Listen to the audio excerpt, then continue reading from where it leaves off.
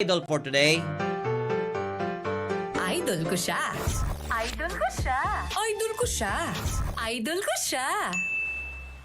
Idol natin today, si dating President Woodrow Wilson, ika-28 presidente ng USA.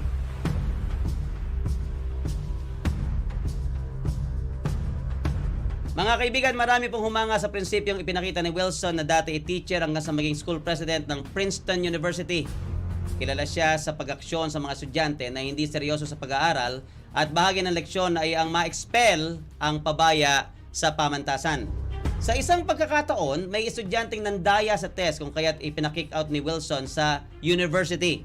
Napilitang bumiyahe papuntang Princeton University ang ina ng estudyante, nakiusap, nagmamakawa na i-reinstate o pabalikin sa paaralan ng kanyang anak dahil masama daw ang mangyayari sa kanya bukod pa sa batik ito sa reputasyon ng pamilya. Ayon sa naturang ina, sasailalim siya sa maselang operasyon at pakiramdam niya ay hindi ito magiging maayos, maaari niyang ikamatay kapag hindi na ibalik sa universidad ang anak.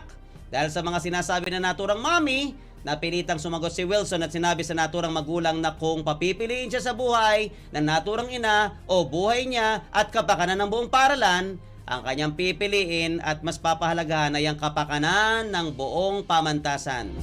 Dating US President Woodrow Wilson na may maganda at malinaw na prinsipyo sa buhay, idol ka namin. Idol ko siya. Professor on air and online. Radio Pilipino. Pre, may e-fill ID ka na?